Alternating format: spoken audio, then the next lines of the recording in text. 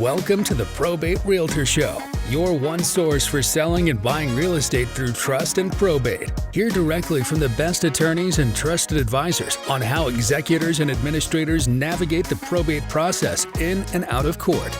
Being a personal representative or successor trustee can be a daunting task, and often beneficiaries don't have a clear plan.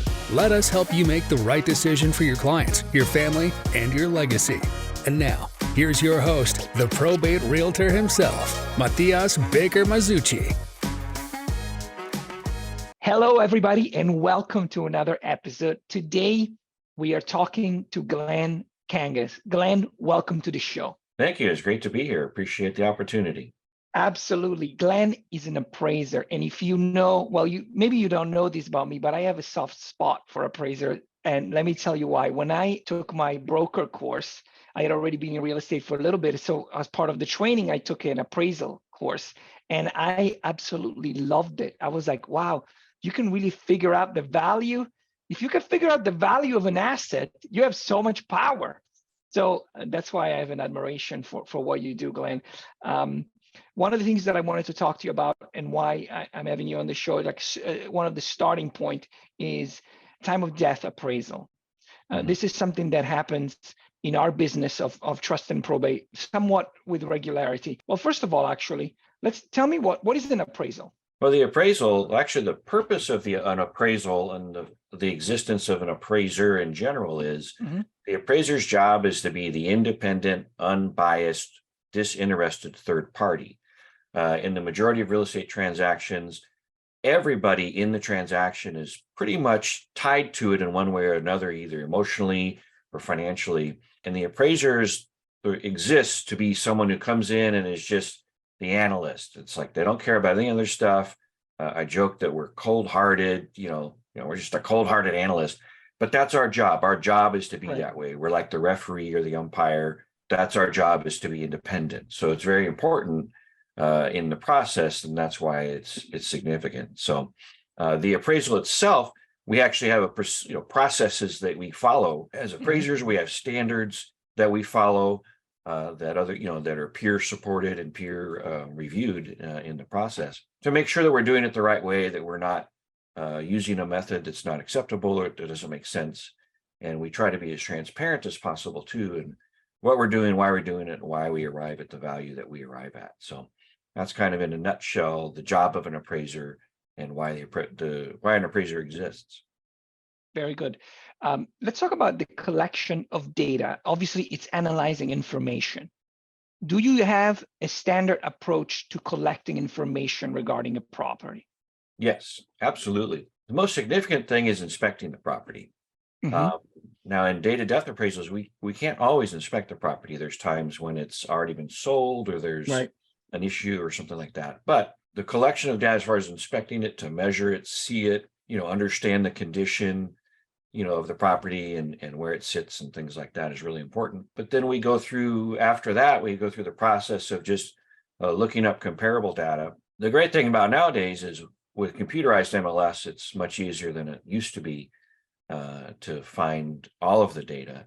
And the more data we look at, for me personally anyway, the clearer the value is in my mind, the more data I see. So that's just initial collection of data. And then we verify a lot of the information that's in MLS or about properties. We review the photos of them. I get calls all the time from appraisers that are like, I'm checking on this property. That's the next thing is to call the agent for that. Yeah. Well, first I have to call the agent to say, okay, tell me the real story of the house, not your sales pitch that maybe embellished a little bit or something like that. So, and in particular, when you see a piece of data that appears to be an outlier, doesn't fit with the other data, it's always great to call the agent and talk to them about, hey, what was the situation? Why did it sell for what it sold for? And usually the agents are actually the best source of information, quite honestly. The more I talk to agents about comparables in an appraisal, the better I generally feel about my value in appraisals. That makes total sense. Let's talk about date of death appraisal. What is a date of death appraisal? So a date of death appraisal is to establish a step-up basis value. One of the favorite things that I like about doing date of death appraisals is it helps people not give tax money to the government. So There you go. I am a big fan of keeping your money in your pocket, Yeah. as much of it as you can. So the step-up basis, especially for someone who's owned a property for a very long time, and in Southern California, the values are so dramatically higher. The raising it to the value as of the date of death makes it to where the family or the surviving, trustees or anything like that don't have to pay capital gains tax on the difference between those two values. So if they paid $30,000 in 1970 and it's worth 900,000 now, that's a pretty big tax savings. Absolutely. In that case. So, and the significance of the date of death appraisal is that we do it as the value is as of the date of death. So sometimes for us, that's a month ago or 2 months ago, but sometimes we get a call and that was 3 years ago or 5 years ago, or I've done one as early as 1980, which was a little more challenging. Wow. Yeah. So, but the whole point is just for the step-up basis. And that applies whether somebody has a property in a trust or not. It doesn't matter if it's in a trust. True. To do that. So in my experience, I've had circumstances where one spouse passes away and then another spouse passes away years later, or they don't, or they actually were still alive, but they were, they were selling. So they were like, this example that I can think of, like you said, 1980, this was in 1990 when the person had passed away and they had to figure out. So when you're working like that, essentially time traveling retroactively, some of the agents may not be around that you can call and be like, hey, why did this house sell? And some of the data in the MLS may not be available. So what are your tricks? How do you go about something, an assignment such as that? Well, myself and a handful of appraisers invested in a time machine, and it works really well. It's a little expensive, so we charge extra for those. But is it inside a those DeLorean? Actually are. Yeah, it's a DeLorean. Yeah, it's actually pretty fascinating. I actually have an appraiser friend who has a lot of old books from the MLS books. If anybody has that and can get access to that, that's the best avenue in that situation. I'm still trying to collect books, but there's very few of those around. So that's the best best avenue for an older home. Right. The other thing too is we just you have to look at the old data from like Realist or some other source like that. Right. You can look up data back then. There's no pictures, there's no MLS. Mm-hmm. The MLS kind of started around 1998, and it wasn't really in full force really all over Southern California until about 2004, where there's a significant amount of data. So, we go back that way. You might do some research on some articles about real estate back in that time frame that might tell you a little bit what's going on. We also look up the Case-Shiller Index too. Oh, very good. Case-Shiller Index will at least give you about the region, even though the individual neighborhood could be a little different. So I've used the Case-Shiller Index a few times. The other thing you can do is if there's MLS on an older sale, but not quite that old, at least you have a reference point of, okay, at that date, it looked like that. And you look up permits too on if remodeling was done or an addition was done or something like that. Because I've had some where the house back then was much smaller than the current house. Right. So it was a challenge to figure it out, but it's very much a detective work. This type of forensic work, yes. Yeah, and I can tell that you love it. I can tell that you love doing it. I love figuring it out. I love the history. I love the history of real estate, the history of a home and a family too. So that's part of it. And it's fun to dig into that. I read a lot of Buster Brown when I was a kid and Hardy Boys when I was a kid. So there you go. Kind of falls into that. Nice. Okay, let me ask you this question. You mentioned about you check permits, and a lot of the times we have unpermitted work that was done. How do you treat unpermitted square footage? Yeah, unpermitted square footage. The real challenge too in a retrospective one, when you're going back in time, depending on how far back you go, it's how does the market react to that? Right. So in that case, the market, for the most part, if the quality is similar to the rest of the house, it does contribute value, but it generally doesn't contribute value at quite the same rate as the rest of the house. So we try to find other sales that had unpermitted additions, and then compare that to the sales that didn't have unpermitted conditions and just see what kind of difference there was. It also depends too what type what the addition was, Right. and how functional it was. I've seen houses with a 1,500 square foot house with a 900 square foot room added to it because they like to entertain. Well, the functionality of that for the market is different than if they added 900 square feet that was 2 bedrooms and a bath and a den.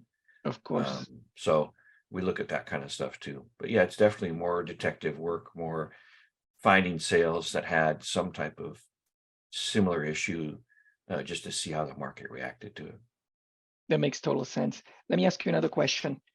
You mentioned that sometimes you don't have access to the property. It's possible we see that the property was either sold or what have you. There's no access to the property. How do you go? You can't see the inside. You don't know the conditions. What is the process in those cases? The process in those cases, number one, I actually send a Google Forms questionnaire to the client that asks them questions about the house. What was the condition like? Mhm. Had there been any remodeling, prior to the effective date? The effective date obviously is the date of death. And then also, if it did sell, if it was on MLS, most likely they have pictures and everything from From when the it sale, sold. right? So we'll even use those in the report. But we do, again, send out that questionnaire that says, what was the difference between the house on the date of death and the house when you sold it? Hmm. Because if they did some cleanup and painting and, most likely they had to, get rid of, declutter and stuff like that. But if they didn't do any major remodeling, then obviously we can use that as the basis for it. So yeah, just, talking to the client is the way to find out about as much of that as possible. So ask questions. You got to be good Yeah. at asking the right questions, Yes. obviously. Mhm.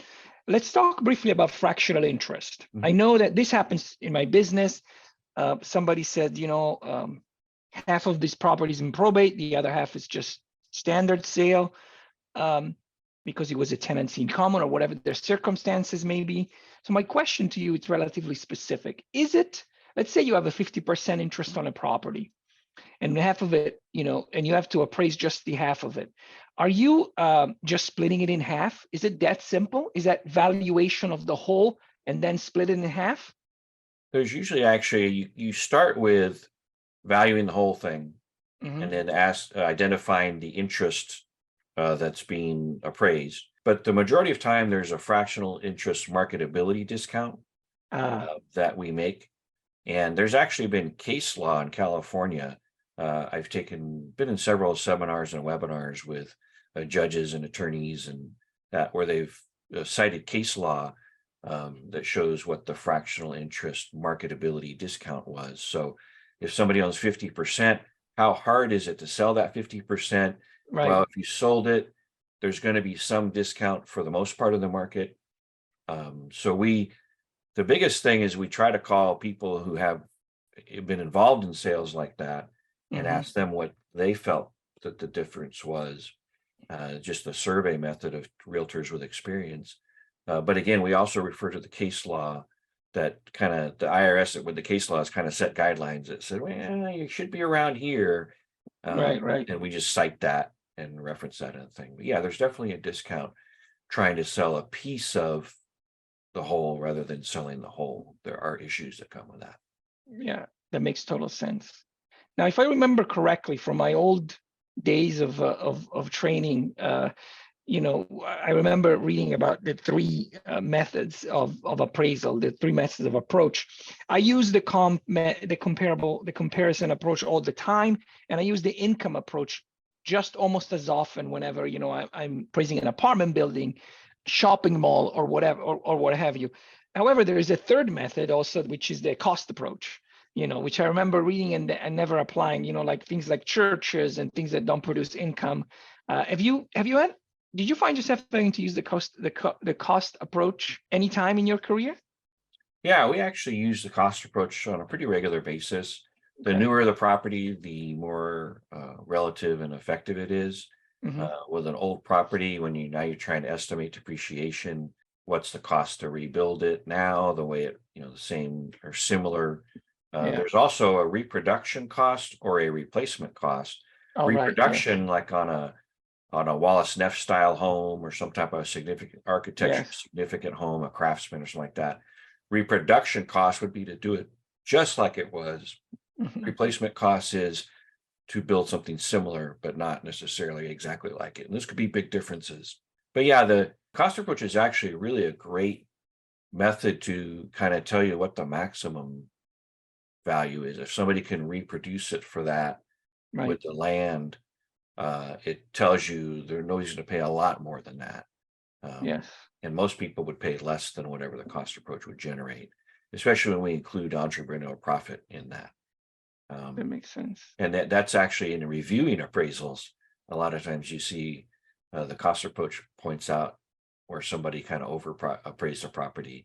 You see some numbers that don't make sense in the cost approach. But the challenge in Southern California is the cost to build is pretty expensive, and the cost to build a home for a builder building hundreds or thousands of homes is less than the cost for a spec builder. So Of there's course. some variations there. But yeah, the cost approach is pretty effective in many cases.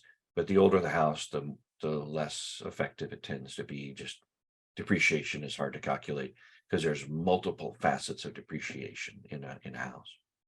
That makes sense. Very, very nice. Now, when you're using the income approach, for instance, give me scenarios of when something like that, it's, cut and dry. You're like, this is what we're going to go with. I know you focus on residential, obviously, but what are some of the assets where the income approach is really the only sensible thing to do?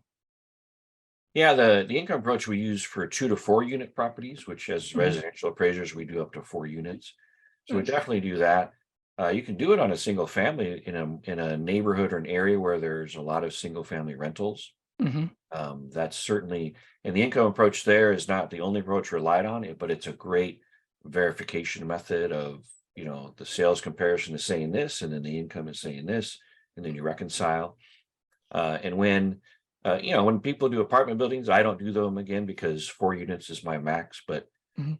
I know that when they're doing apartments and offices and stuff, the income approach is really the primary approach. Right. That's one of the differences between commercial appraisers versus residential appraisers. Residential appraising is much more direct comparison Mhm. of a similar property, whereas in the income approach for commercial or apartment buildings or offices or whatever, it's really driven by the income because you don't have as much direct similar properties to compare. If you Right. find one, you're very excited in those situations. The area where the income approach makes a significant difference too is in areas with rent control. Yes, of course. When somebody's got a building that's got a lot of people with rent controlled units that are well below market rent, those do sell for less. And the income approach actually can demonstrate that by having comparables that have market rents when they sold and comparables that were below market rents when they sold. And it gives you that range of gross rent multipliers or cap rates depending on the type of property. And it's pretty effective in helping figure out what the value of the property is. Very nice. I mean, I could talk about this for hours, as you can tell, Me and I too. know that yeah, exactly. Let me ask you one more question. Sometimes, like you mentioned, there are architectural properties that are unique. I can think of an example of a 7,000 square foot craftsman, and in the neighborhood, they're all, 2,000, 1,500 square feet. So apart from that, or when you find yourself with such a unique property, the question that I wanted to pick your brain about is, how far out are you comfortable going to find a similar sale when you are not, we have like sometimes horse properties we find ourselves that maybe there's nothing quite right around it. How do you deal with those challenges? Yeah, you definitely need to go, in a lot of those cases, go to other areas to find a comparable sale. And I've had in certain cases where none of the sales that I used were anywhere near my property just because my Right. property is so unique. And you go to other areas that have similar types of properties. Horse property again, a great thing. If you're in Bradbury, there's horse properties. Although most of the new buyers in there are not using them for horse properties. But Right. anytime you have a situation, you go to other areas that have horse properties, and first you find the similar, house and or amenities, but then you have to compare those two locations too. One Yes. area might be higher or lower than the other, But we can analyze that and come up with a location adjustment to figure that out. So there definitely are methodologies for doing all of that. And when you do have like the big house with a bunch of little ones around it, that actually becomes where you have to analyze, is the market willing to pay a premium, Right. or is there some external obsolescence and somebody's going to get a good deal on a big house because that immediate area is just not supportive of paying what that property would be worth if it was in amongst similar homes. I had an exact situation like that in a probate that I was called in by one of the heirs to. The probate referee had overappraised the house dramatically. It wasn't architecturally significant. It was old and it was neat, but it was very run down. It was on a big lot, and it was in a part of Pasadena that was essentially Altadena, and everything around it was small house, small lot. And they had gone to a far superior area for comparables, but did not adjust for the location. And that's where the challenge is, adjusting for the location. So that one was actually appraised at twice as much as it should have been. Wow, twice as much. So, there's the scenario. But I absolutely believe it 100%. This is the thing. It's like you have homes that are worth $1 million in the entire neighborhood. And then you're thinking, well, mine is worth 10 million because look, mine is 7,000, 8,000 square feet on 3 acres because they never subdivided that section. But unfortunately, I mean, the neighborhood will only support so much because what you have to think about is somebody with 10 millions. Would they buy here? Or are they going to go to Beverly Hills? Or are they going to go to Monte? Are they going to go to another area of Pasadena? If they have 10 million to spend. There's a great example of that in Alhambra, the Phil Spector house. Oh, Alpine Castle. Alpine Castle. Oh my God! Yes, absolutely. I actually haven't checked. I did a blog on it when it was listed for sale, and I kind of just analyzed the last time it sold, how did it sell compared to the rest of the market there? Because there's nothing like that anywhere near there. Of course, yeah. And I still have not researched when it did, because it took like a couple of years to sell. Oh, I'm sure. It had to keep obviously reducing the price, but I think I came pretty close to what, if it did the same as it did the last time, what it would have sold for. But same thing, that house in another neighborhood would have sold for double or triple what it sold for, being where it was. So yeah, absolutely. You definitely see situations like that. I've seen that with architecturally significant home, like a Schindler or something like that. Sometimes those would sell for a lot more in Bel Air or Beverly Hills than they would if it's in like Glendale or something like that. But some people do pay premiums for those types of homes. So it's true. It's true. Let's talk a little bit about you, Glenn. How did your journey when you were a little kid? Did you want to be an appraiser, or is that something that happened, organically in your life? That's every kid's dream, to be an appraiser. I fell into it like the majority of appraisers. Either number one, they had a close relative that was in it that brought them in, or they stumbled into it. I went to UCLA. I have a degree in political science. I started out as an engineering major, but didn't care for that much. I'm a numbers guy. I'm an analytics guy, and appraisal is a good fit. So it was a relative. It was a cousin-in-law that was an appraiser, and I had my degree from UCLA and wasn't doing anything. Wasn't working because I didn't want to work in politics. So I took a Saturday class at PCC with my UCLA degree, in my pocket, of course. On appraising, and I loved it. I love being an appraiser. I love the fact that half the time I'm out in the field and the other time I'm at home. It gave me flexibility when raising my kids to be there for practices, coaching, volunteering, all that kind of stuff. I was able to participate heavily in their lives, which was fantastic. I get paid to go snoop through people's houses and open every door and look at everything. I get to see so many cool things. The only person I'd trade jobs with would be Guy Fieri on Diners, Drive-Ins, and Dives. Okay. I'm a big food guy, so that I might trade. But outside of that, I just love being an appraiser, and I don't have a problem being that kind of cold-hearted, independent. Hey, that's what the value is, and that's your value people proposition. Sometimes, but that doesn't bother me. So, so I kind of fell into it. I'm actually been I reached a point about 3-4 years ago where I wanted to bring bring young people into it. And the number one thing is just making them aware that the job exists. Of course. Nobody knows. I mean, And there aren't a lot of appraisers. There's only about 10,000 in California. Oh, wow. Compared to how many real estate agents there are. When you look at any other career, you look at, career, research websites, and it's like lots of other careers have a way bigger numbers than appraisers, but yeah. But appraising is a really, I enjoy it. I enjoy it a lot. So. That's wonderful. All right. It's been so delightful to chat. Let's end with a little bit of a game that I have. I have 30 questions that are numbered from 1 to 30. I would love for you to pick a number, and I will randomly ask that question. 15. 15. If you could have one superpower, what would it be? One superpower. My goodness. It's a tough one, huh? That is a tough one. That I don't know. I think invisibility. I don't know. Invisibility. Okay. That sounds like a fun one to me. Yeah. I find a lot of humor in things. So I think being invisible would allow you to hear some things and do some things that would be pretty fun. So. Wonderful, wonderful, very nice. It's been such a pleasure to chat. Before I let you go, we are obviously going to have your contact information in the show notes, but for those who are listening, what is the best way to get a hold of you? The two best ways are email and text or call. The email is glen.kangas@truefootage.tech, and the phone number is 626-264-4345. Texting works great because I am young and hip and into technology. Oh, I love it. My kids say only 1 out of 3 of those are accurate, and you get to figure out which one. But there you go. That'd be a great way. Beautiful.